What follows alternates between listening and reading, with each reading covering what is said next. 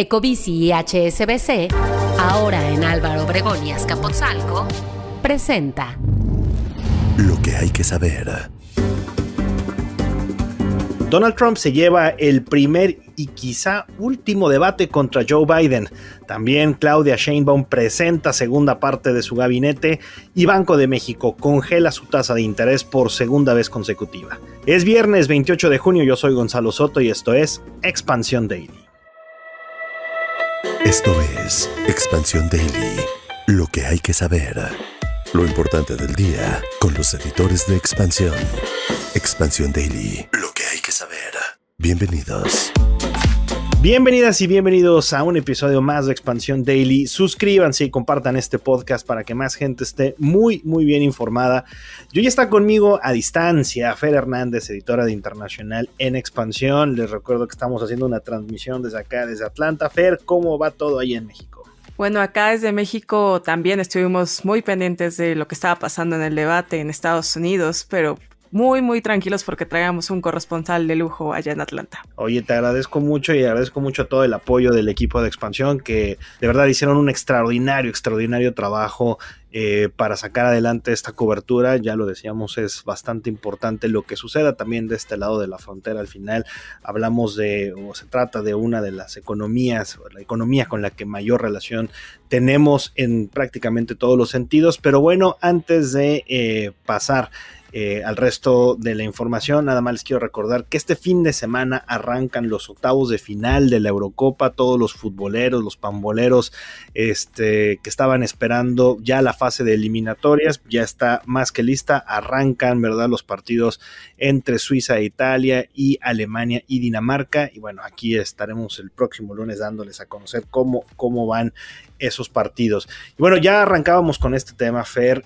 Se dio el primer debate, el debate más tempranero en la historia de las contiendas o de los debates en Estados Unidos.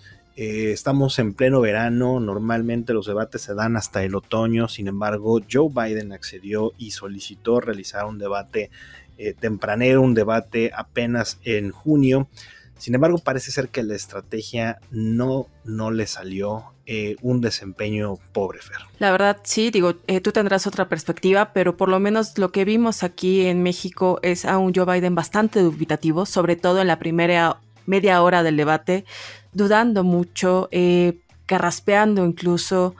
Un Joe Biden, la verdad, débil, y un Joe Biden al que no esperábamos, incluso comparándolo con un Trump muy articulado y quizá sí diciendo bastantes mentiras y falsedades, pero hasta eso bastante articulado, bastante disciplinado. Uh-huh. Y no sé, la impresión, por lo menos desde acá, es que el Partido Demócrata está en serios aprietos con una candidatura de Joe Biden. No sé cómo tú lo viste desde allá, y creo que también tú tienes una perspectiva de cosas que igual no vimos en la pantalla. Coincido en lo que mencionas, Fer, en el sentido de que Joe Biden tuvo enfrente a su rival, pero quizá su más grande vulnerabilidad era esta noche el más grande obstáculo que tenía que sortear, y es su avanzada edad. Estamos hablando de un hombre de 81 años que desafortunadamente no solamente no sorteó estas o no alivió estas dudas en torno a su capacidad para asumir un segundo término, sino que incluso, ¿verdad? Hay ya, digamos, una sensación de que los próximos 4 meses Estados Unidos está encabezado por un hombre que no necesariamente se encuentra el 100% de sus aptitudes y de sus habilidades, ¿verdad?, para seguir hacia adelante. Esto, desde luego, pues es una exageración, y esta es sobre todo la postura que tienen los republicanos en este momento. Lo que sí es que una vez terminando el debate en los pasillos de la sede de este evento aquí en Atlanta, sí comenzaron a aumentar o incrementarse los rumores, los comentarios entre los estrategas demócratas, entre los asesores de Biden, que quizá es todavía buen momento de tratar de buscar un sustituto, ya que pues ni siquiera son candidatos oficiales, Fer. Claro, recordemos que las convenciones partidistas se van a realizar en julio y agosto. Primero, en julio se va a llevar a cabo la convención republicana, donde se va a nominar oficialmente a Donald Trump, y hasta agosto se va a llevar a cabo la Convención Nacional Demócrata, y bueno, esa es la gran incógnita. ¿Qué va a pasar? ¿Van a confirmar a Biden? ¿Van a elegir a otro candidato? ¿Qué va a pasar? Creo que se viene un mes y medio muy complicado para el Partido Demócrata y pues un verano en el que vamos a tener que estar muy atentos a lo que suceda. Siempre las primeras horas, las primeras sensaciones después de un debate hacen que los sentimientos, las sensaciones sean mucho más exageradas, está más a flor de piel lo que sucedió. No obstante, con la cabeza más fría, los demócratas deberán hacer un análisis bastante profundo de lo que ocurrió esta noche y sobre todo si están, ¿verdad?, dispuestos a lanzar a la presidencia un hombre de la manera con la que se vio esta noche en el debate y también que de ganar la presidencia tendría 86 años al momento de concluir su mandato. Pero bueno, ya por ahí se han barajado algunos nombres, no obstante, del otro lado, no es como que Trump también haya hecho una gran actuación incluso muy criticado por muy a su estilo también, la enorme cantidad de mentiras, imprecisiones, exageraciones que dio a lo largo de toda la noche. Te lo comentaba durante el debate, me parece increíble la cantidad de mentiras que dice por minuto Donald Trump. Lamentablemente en este debate no hubo un fact-checking, se dejó que el expresidente hablara lo que quisiera, diciendo algunas cosas bastante exageradas, sobre todo en cuestión de migración. Aseguró que muchos de los migrantes que llegan a través de la frontera sur, la frontera con México, vienen de cárceles, vienen de instituciones mentales y están cometiendo crímenes en Estados Unidos, están violando a mujeres, están cometiendo robos y prácticamente culpó a los migrantes de cualquier mal que ocurra en Estados Unidos. Están mal las guarderías, culpa de la inmigración. La población afroamericana no tiene empleo, culpa de la migración. El seguro social está mal, culpa de la migración. Cualquier cosa. Fue como su as bajo la manga y creo que va a ser el discurso que vamos a ver el resto de la campaña por parte de Donald Trump, y creo que aquí en México nos va a preocupar un poco porque se puede llevar eso a cuestiones comerciales y a otras cuestiones de la relación bilateral. Vaya reto que tiene enfrente el próximo secretario de Economía, Marcelo Ebrard, vaya reto que tiene el próximo canciller, Juan Ramón de la Fuente, la próxima presidenta de México, Claudia Sheinbaum, porque en este momento todo apunta a que sería Donald Trump el próximo presidente de Estados Unidos, ante esta mala actuación de Biden y las alertas, las alarmas que se encendieron ya en el partido. Pero bueno, Fer, regresando a México, también hubo movimientos interesantes. Claudia Sheinbaum anunció a los titulares de las Secretarías de la Función Pública, de Energía, Desarrollo Agrario, Salud y Comunicaciones y Transportes, con una que otra sorpresa, ¿eh? Sí, creo que la gran sorpresa, o por lo menos esa fue para mí, fue el nombramiento de Raquel Buenrostro al frente de la Secretaría de la Función Pública. Recordemos, Raquel Buenrostro es la actual secretaria de Economía y como extitular del SAT fue muy fiera buscando a los grandes contribuyentes, principalmente haciendo que creciera la recaudación. Fue su gran legado, creo. Digo, me parece una decisión curiosa que ahora esté en función pública, o también nos puede decir algo sobre lo que piensa Claudia Sheinbaum de la función pública en México y de lo que tiene que cambiar ahí y de lo que se tiene que disciplinar también ahí. Buenrostro, una mujer que dice Sheinbaum es prácticamente o es incorruptible, de ahí que llegue a esta posición en este momento. En la Secretaría de Energía se nombró a Luz Helena González Escobar. Ella fue directora general de la Red de Transporte de Pasajeros de la Ciudad de México, muy involucrada en las finanzas de la Ciudad de México. David Kershenovich, de la Secretaría de Salud, un hombre con una trayectoria larguísima y muy importante, un tipo muy reconocido en el sector salud, Fer. Sí, sobre todo es un médico que se ha especializado en el estudio del hígado y un tipo brillante y la verdad bastante respetado por la comunidad médica en México.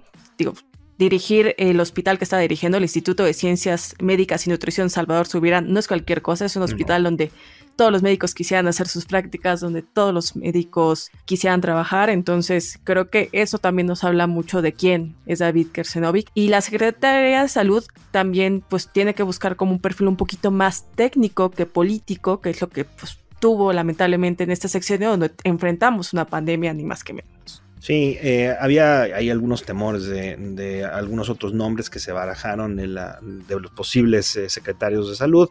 No fue el caso, pero bueno, en la Secretaría de Comunicaciones y Transportes quedó Jesús Antonio Esteban Medina, en la SEDATU, Edna Vega Rangel, Y bueno, el sexto nombramiento, recordemos que los ha venido haciendo de 6 en 6, 3 hombres, 3 mujeres, pues ya no fue esta sí no fue sorpresa, ya la sabíamos desde hace mucho. Rogelio Ramírez de la O, quien permanecerá al frente de la Secretaría de Hacienda y Crédito Público. Hablando de las finanzas de nuestro país, de política monetaria, Banco de México, oye, qué día de información ayer, Banco de México congeló la tasa de interés por segunda vez consecutiva, decidió dejar la tasa de referencia en 11% ante una inflación que ya lo sabemos, los bolsillos también lo saben, se niega a bajar y todavía está fuera del objetivo. Que fue una votación dividida y cuando veamos las minutas ya sabremos qué habrá dicho cada subgobernador, pero bueno, los miembros de la Junta de Gobierno votaron por mantener la tasa de referencia a una inflación que se colocó en la primera quincena de junio y repuntó a 4.78% por el elevado precio de alimentos como el chayote, por ejemplo, el cilantro. Ya hemos reportado que están subiendo mucho de precio algunas verduras y pues eso está metiendo aún más presión al gasto y al precio de los consumidores. Y bueno, los analistas todavía ven muy de cerca la volatilidad que se ha presentado en el tipo de cambio, los efectos que esto genere en la inflación. Insisto, el objetivo de Banco de México es el 3% más menos 1% hacia arriba y hacia abajo. Este 4.7% todavía pone en aprietos al Banco Central. Entonces, de ahí que nos mantengamos sin ajustes. Un dato muy interesante, Fer, fíjate que la posible eliminación de organismos autónomos como el IFT o el INAI pudiera tener algunas consecuencias muy, muy importantes.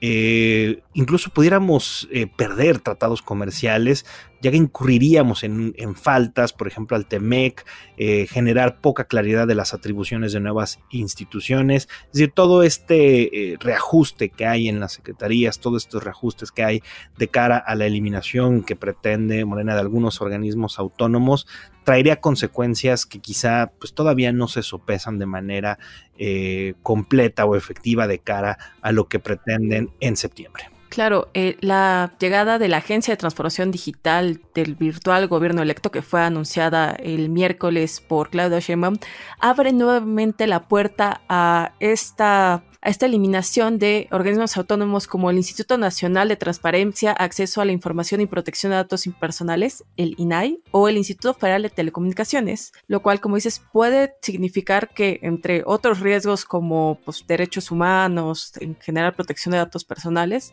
y competencia económica, también perdamos tratados comerciales como el TEMEC, nuestro tratado con nuestro gran socio comercial Estados Unidos y Canadá, o incluso pues, otros tratados que estamos negociando como el tratado con la Unión Europea. Y bueno, de acuerdo con Samuel Bautista, coordinador de análisis de The Competitive Intelligence Unit, una de las principales preocupaciones inmediatas viene de la parte de justo los socios comerciales que operan o quieren hacerlo en el país. Además de que se van a buscar revisar acuerdos comerciales. En 2026 se va a revisar el TEMEC, sobre todo porque México puede incurrir en faltas si se eliminan estos organismos. Correcto, toda la infraestructura, toda la estructura o el ecosistema de organismos públicos que se han creado en México tienen una razón de ser en su mayoría y varios de ellos se basan en los acuerdos comerciales y en los acuerdos internacionales que se han celebrado en los últimos años. A partir de esto es que existe la preocupación de los analistas. Pero bueno, ya es viernes, Fer,